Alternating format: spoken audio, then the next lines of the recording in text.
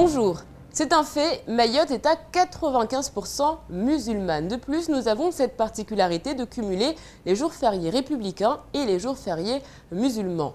Eid el-Kabir, Eid el-Fitr, Miraj, force est de constater que peu savent ce que signifient réellement ces moments de partage et de communion. Certains oublient même le sens premier de ces jours de commémoration. C'est donc une édition spéciale que nous vous proposons aujourd'hui. Zakaria Hamam et son invité tentent de répondre à cette question. Qu'est-ce que le Miraj?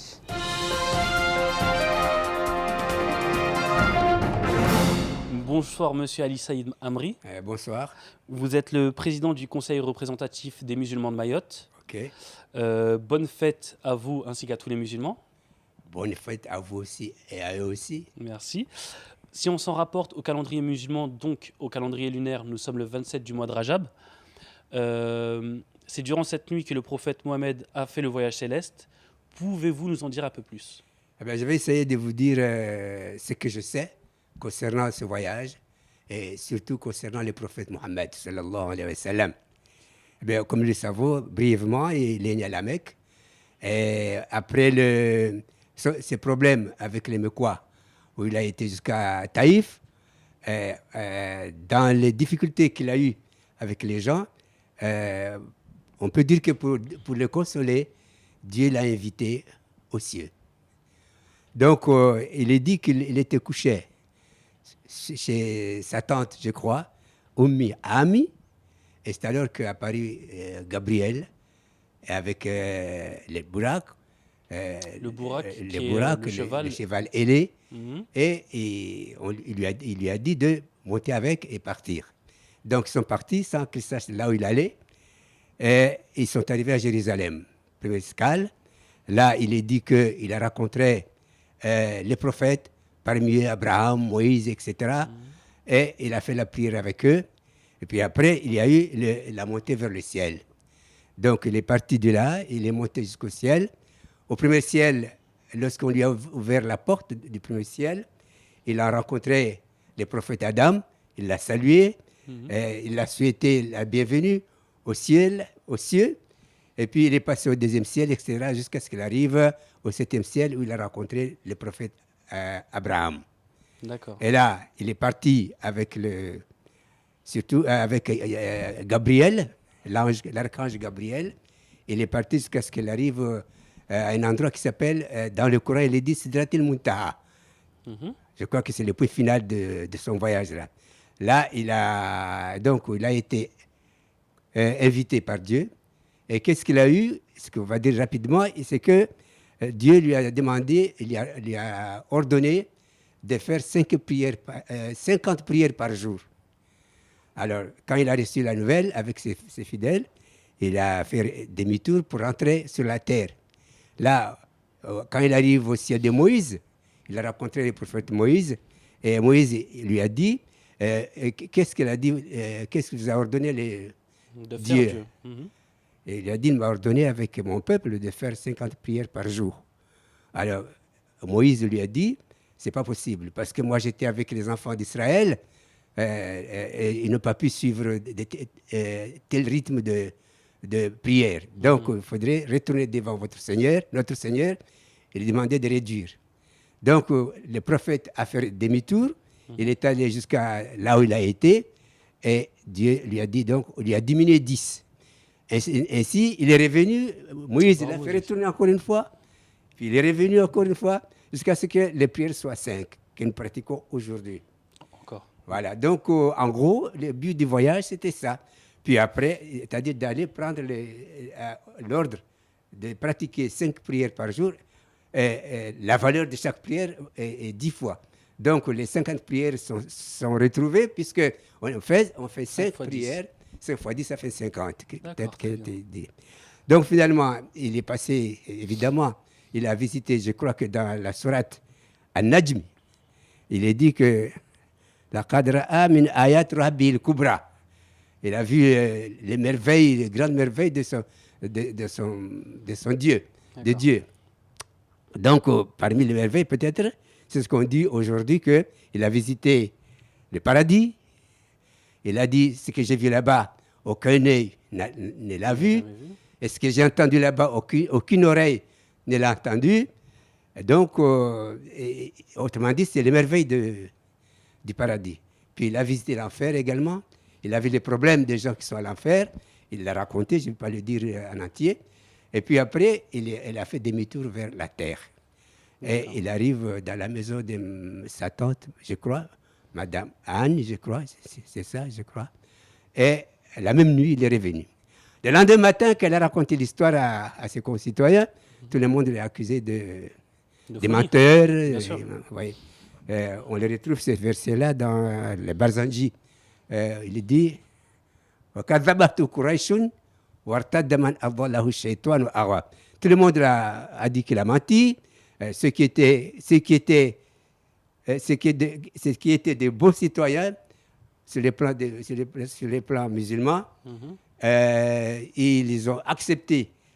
Ils ont cru au message et au voyage aussi. Ceux qui n'étaient pas, c'était contre, sont toujours révélés contre Mahomet et lui accusé d'être un menteur. Voilà, tout en sachant qu'il a le surnom de El Amin, l'homme sincère. Quand même, ça n'a pas empêché l'homme qui ne ment pas. Bien sûr. Et cela ne l'a pas empêché de dire qu'il était menteur. Voilà, en gros, ce voyage-là. Donc, on peut comprendre que c'est un jour très important pour la communauté musulmane. Et bien sûr, puisque c'est le jour où il y a eu les 5 prières. C'est très important pour nous, les musulmans. Il me semble que c'est l'un des premiers piliers de l'islam. Voilà, le second. Le second, même. Le premier, c'est la shahada. Le second, c'est les 5 prières. D'accord, très bien. Ouais. Pardon. Moi, comme je vous l'ai déjà expliqué, je ne suis pas forcément d'ici, donc je ne connais pas les traditions. Mais y a-t-il des traditions à respecter pour ce jour Pour ce jour, non, pas tellement. Hein. Ce n'est pas comme le Eid. Oui. D'ailleurs, souvent, il passe inaperçu. Vous voyez, ceux qui sont vraiment attachés au mirage, au jour où il a fait le voyage, ces gens-là jeûnent. Ils jeûnent, mais ce n'est pas un jeûne obligatoire, mais c'est un jeûne facultatif. Vous pouvez le faire, ne pas le faire, ce n'est pas grave.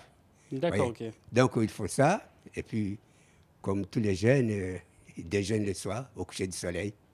Et puis, le lendemain, il y a le repos, la fête. Mais ce n'est pas une fête comme la fête de la fin du mois de Ramadan. Ce n'est pas pareil.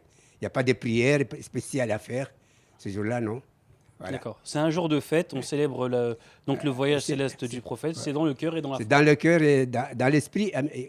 Par contre, il y a les jeunes. Les jeunes peuvent s'amuser. Il y en a des femmes qui font des débats.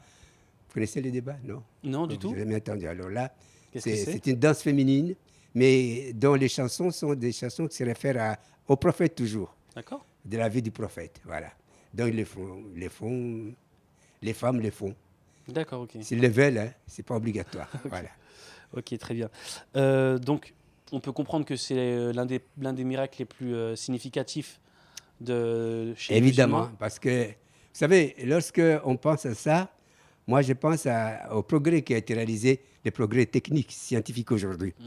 Par exemple, quand il y a le Concorde, l'avion supersonique, qui allait de Paris à New York en 3 heures, vous voyez, de vol. Donc, on ne peut pas dire que le voyage du prophète Mohammed est faux. Il l'a accompli d'un seul coup, il est revenu. C'est hors de Dieu. L'exemple est aujourd'hui. Les distances maintenant diminuent. Vous voyez, on peut voyager un moment autrefois à Mayotte ici. Pour aller de Kani à Pamandzi, il fallait 2-3 jours de marche. Aujourd'hui, en un clin d'œil, on arrive, on revient. Donc, c'est pour dire que le voyage du prophète Mohammed a été, pour moi, et s'explique par les progrès scientifiques qui est fait aujourd'hui, les progrès techniques tout au moins.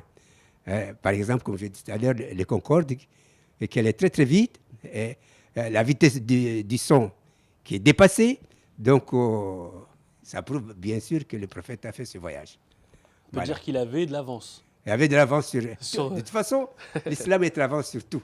Si vous lisez le Coran, tout ce qui dit le Coran, ça se découvre aujourd'hui. Ne serait-ce que l'embryon. Le Coran parle de l'embryon, comment l'être humain se forme dans le ventre de sa maman, et ça se révèle exact aujourd'hui. Il n'y a pas de problème. Ensuite, j'étais à signaler une chose, il y a quelqu'un qui m'avait posé une question un jour. Vous dites que l'âme de l'être humain, l'âme, on ne peut pas... personne ne sait qu'est-ce que c'est. C'est le Coran. Ben, moi, je leur dis que, parce que disent-ils qu'un médecin peut arriver à tenir vivant quelqu'un qui est en train de mourir, qui est dans le coma, il reste vivant. Il peut même arrêter certains éléments du cerveau. Vous voyez? Donc, moi, je leur dis, si il arrive je leur ai dit, si ce médecin arrive à arrêter, ça ne suffit pas qu'il connaisse le secret de l'âme. Parce que lorsque l'âme quitte le corps, personne ne peut le faire revenir. Et si cet homme-là est vivant, il est resté 4-5 jours vivant, ce n'est pas le médecin qui l'a maintenu vivant, c'est parce que son âme est encore là, il n'est pas parti. C'est pour vous dire que les progrès scientifiques et les progrès techniques démontrent très bien la véracité du Coran. Voilà. Oh, c'est intéressant, c'est important de le signaler. Ouais. Donc merci. On peut enchaîner aussi avec le 8 juin. Donc, Ouais. on en avait parlé brièvement, à savoir que le 8 juin, en l'occurrence, c'est censé être la mort du prophète Mohamed. En 632, oui. Exactement. On constate un problème en même temps, suivant les endroits où on se trouve, sur la terre, bien évidemment, à savoir que ce soit pour le ramadan, comme pour le mois de Miraj, pour ce jour-là si particulier du Rajab. Suivant l'endroit où nous sommes, nous n'avons pas forcément le même jour. On ne commence pas forcément le même jour, que ce soit le ramadan, les fêtes musulmanes ou quoi ou qu'est-ce. Comment vous le justifiez-vous? Eh bien, vous savez, dans le Coran, il est dit que jeûnez si vous voyez le croissant de la lune. Ça, vous le savez mieux que moi, parce que vous êtes arabe, et marocain. Voyez. Donc, vous savez très bien que le Coran dit « Faman shahida minkum ash-shahra falyasum ». Si vous voyez le croissant de la lune, ou bien si vous êtes certain que dans les... C'est pas obligatoirement que ce soit toi, mais s'il y a des gens autour de vous qui ont affirmé, qui ont confirmé plutôt l'apparition de la lune, il faut jeûner. Donc, nous ici à Mayotte, jusqu'à aujourd'hui, on jeûne lorsque la lune apparaît. Que ce soit dans la zone géographique, voyez-vous, la zone géographique, par exemple, nous sommes dans le même méridien, la même longitude, la même latitude, la même heure, de Madagascar et les Comores, les 4 îles Comores, et la Tanzanie aussi, nous sommes dans la même fuseau horaire. Donc, si la lune apparaît quelque part dans ces endroits-là, on jeûne ici. Voyez. Donc, seul, la Réunion, non, parce que nous ne sommes pas dans les mêmes fuseaux horaires. Nous n'en parlons pas de Maurice. Ouais. Ne parlons pas non plus de Maroc, c'est très, très loin pour nous. Voyez-vous. J'imagine, oui. Oui. Donc, ici, nous jeûnons lorsque nous voyons la lune. J'apprends qu'il y a des Arabes, enfin, comment je veux dire ça, les représentants musulmans qui sont en France, ils ont décidé qu'il faudrait que tout le monde jeûne les mêmes jours, commence les mêmes jours. Alors ils oublient gentiment qu'ils sont dans l'hémisphère nord et ils sont dans l'hémisphère sud. Vous voyez? C'est pas Donc négligeable, c'est pas applicable. Donc nous ici, tout au moins moi, je continuerai à suivre la lune. Comme il a été prédit par l'islam. Par l'islam, le Coran. Bien sûr, par le calendrier lunaire. Je voudrais ajouter des choses qui m'inquiètent ici à Mayotte. Chaque fois qu'il y a des choses qui viennent de France, tout le monde accourt pour l'appliquer. Or, même s'il n'est pas applicable, on l'applique. Et ce qui est un peu ayant vécu en difficile. Métropole, j'ai déjà entendu dans le sud de la France, le jour de l'Aïd, c'était le vendredi, et dans le nord de la France, c'était le jeudi. Ce qui n'a pas vraiment beaucoup de sens. Ça n'a pas de sens parce que c'est la même zone. D'accord. Et malheureusement, certains arrivent même, je sais que ça peut créer la polémique, ça peut être mal perçu, mais il y en a même qui peuvent dire très bien que on va faire en sorte que le jour de l'Aïd soit le vendredi, comme ça on a un grand week-end. Un grand week-end, ça c'est plutôt, c'est un peu sauvage. C'est un peu sauvage, Voilà. on est d'accord. Donc en principe, nous ici à Mayotte, nous respectons strictement les valeurs énoncées par le Coran. Donc le Coran dit, si vous voyez le croissant de la lune, le lendemain jeûnez. Donc dès qu'on le voit, on jeûne. D'accord, Voilà. très bien. Et j'ai une dernière question, Ouais. c'est par rapport j'aurais aimé avoir votre ressenti donc en tant que président du conseil représentatif des musulmans de Mayotte, à savoir que Mayotte est une île composée à 98% de musulmans, Ouais. et que le vice-recteur n'a pas voulu rendre férié ce jour saint pour les musulmans. Ben, ça, c'est l'irrespect. Là, ils se moquent de nous. Je vous le dis franchement. Et je ne les cacherai pas de le dire n'importe qui ou n'importe où. Là, les vice-recteurs ne nous respectent pas.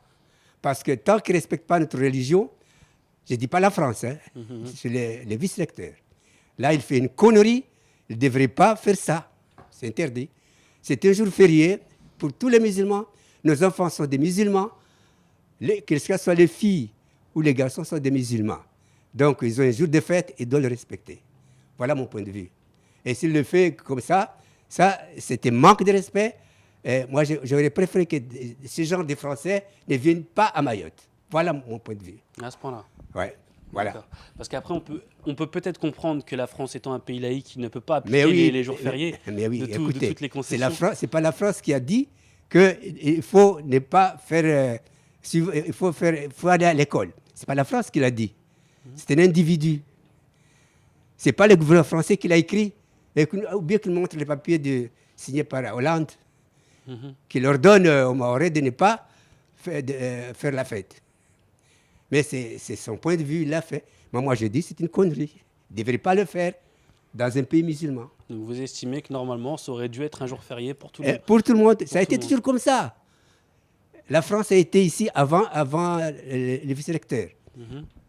Moi, je suis conseiller pédagogique, donc j'ai travaillé dans l'éducation nationale. Chaque fois qu'il y avait une fête religieuse, ici à Mayotte, elle était respectée. Pourquoi lui ne respecte pas aujourd'hui? Hein? C'était de la mauvaise foi. Et moi, je répète encore qu'un type pareil ne doit pas venir à Mayotte. Voilà. D'accord, très bien.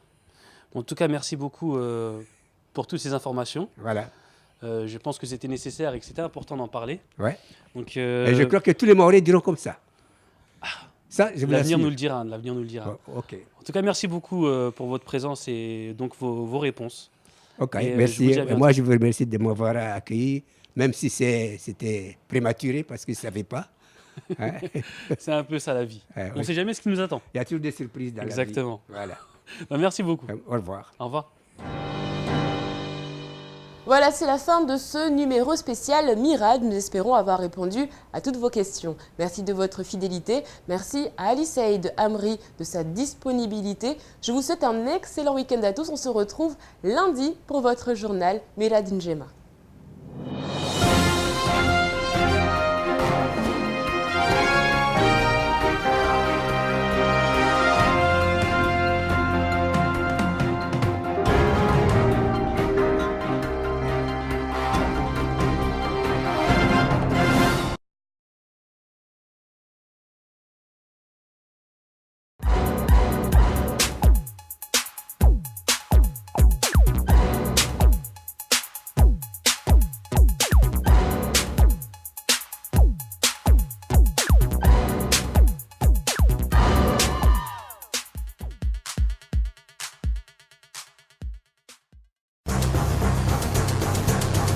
Vous êtes témoin d'un événement? Prenez une vidéo ou une photo et contactez-nous au 0269 600 385 ou par mail tv@kwezi.fr. Avec votre téléphone portable ou celui d'un ami, n'hésitez pas à nous faire parvenir vos photos ou vos vidéos. Contactez-nous au 0269 600 385 ou par mail tv@kwezi.fr. Sur Kwezi, votre info nous intéresse.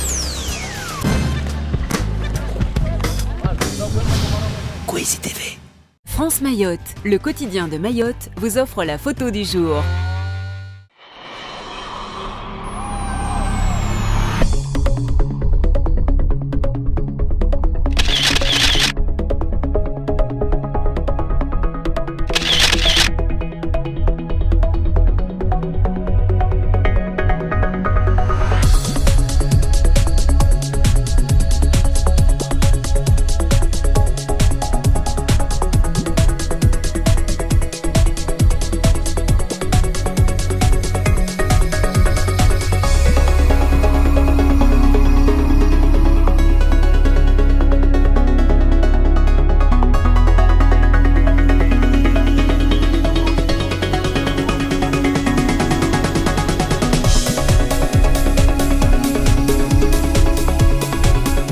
France Mayotte vous a offert la photo du jour. Le générique, on y a droit. Ah, le générique, on y a droit. Alors, générique, Momo, c'est parti pour Camar. Le générique de Camar, Momo? Non. Bon. Eh bien, on le mettra un peu plus tard. C'est ben pas voilà. grave. Merci, Momo. Allez, on enchaîne tout de Comment on suite. passe pour des... Les cours des fous, je sais. Allez, on enchaîne tout de suite avec le faux journal présenté par Camar aujourd'hui. Salut, Camar. J'ai pas ouvert le micro. Ouais, Ça chaque continue. fois le même coup, hein. Ouais, c'est ça. Donc il n'y a pas que Romain, il n'y a pas que Momo ce matin.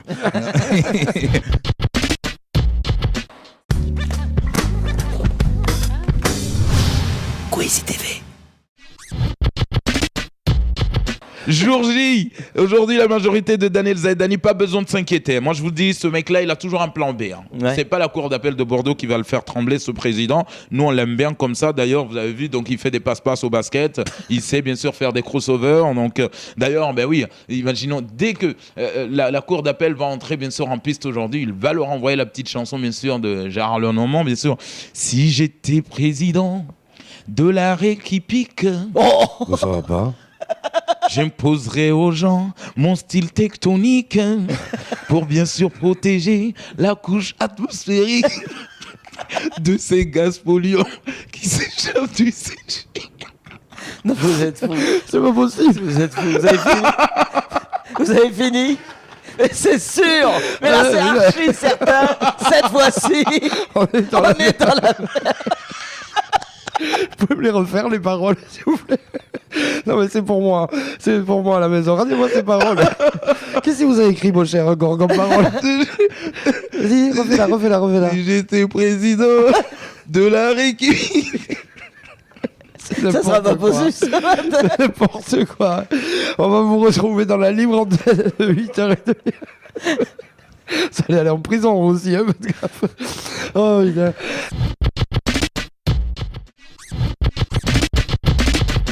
Chopez, moi, voilà. Voilà, on l'a eu. C'est bon, on l'a eu. Il vous emmerdera plus.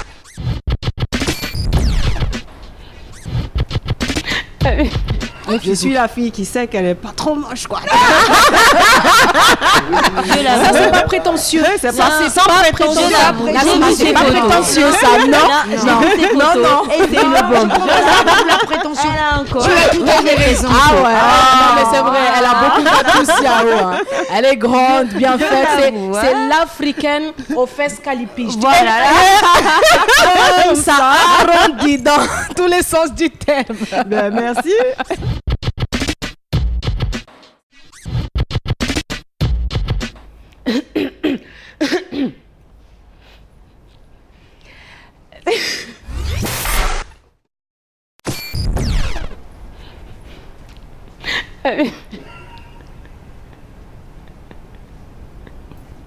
Siwizini Maraba.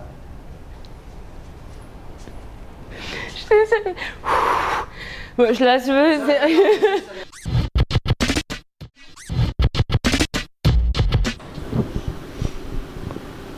Non, j'ai pas le bon micro. J'ai pas le bon micro, Yacine. Un stylo pour faire. On va essayer comme ça quand même. Tu crois que tu vas m'entendre? Je sens que ça va sortir dans le zapping, ça. Un stylo. Oh mon Dieu. Qu'est-ce qu'on fait?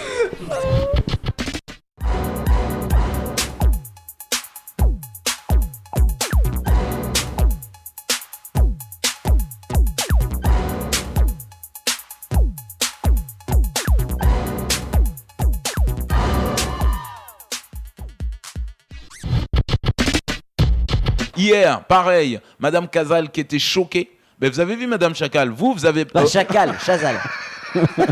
Casal. Casal, merde. Allez, on enchaîne. Madame Chacal, mais non, Chazal. Excusez-nous, vous voyez qui est votre ennemi. Vous l'avez compris ce matin.